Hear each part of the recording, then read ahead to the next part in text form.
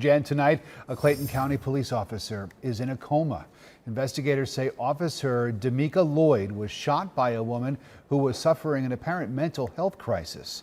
The shooting happened overnight at a home in Jonesboro, that's just south of the Atlanta airport. Some mental health advocates argue additional training could have de-escalated similar situations. CBS 46's Adam Murphy joins us live at Grady Hospital, where that officer is now being treated. Adam, good evening.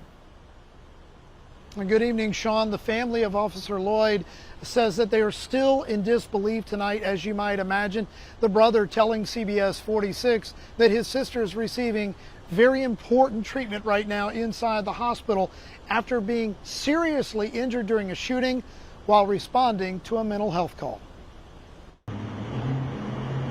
While Clayton County police officer D'Amica Lloyd receives life-saving treatment at Grady Hospital, her brother in Miami told us by phone the family is holding out hope. As far as I know, she's already made it through surgery. I think she's in a induced coma, I guess for the swelling. Officer Lloyd responded to a Jonesboro neighborhood after receiving 3 separate suicide calls regarding a woman named Ayanna Pryor.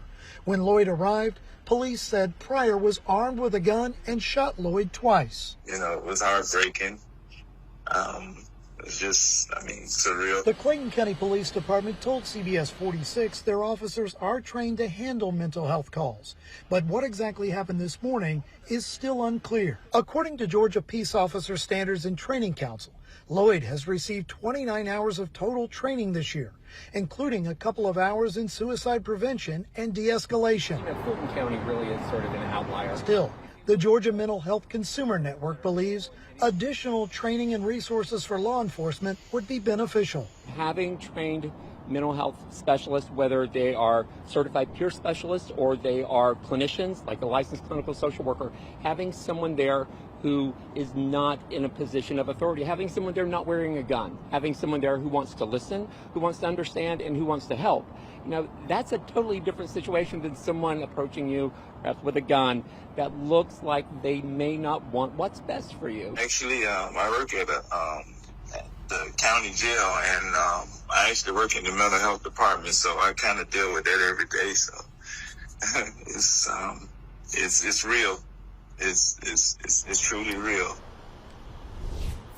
And after the shooting of Officer Lloyd, the suspect was tracked down in Atlanta, opened fire there at Atlanta police officers. No officers injured, but the suspect was. The GBI is now investigating. It's important to point out here, too, that the victim in this case that's receiving treatment here at the hospital, Officer Lloyd, I'm told, is also in good standing as far as training is concerned. She surpassed the total number of required hours, and it's only July.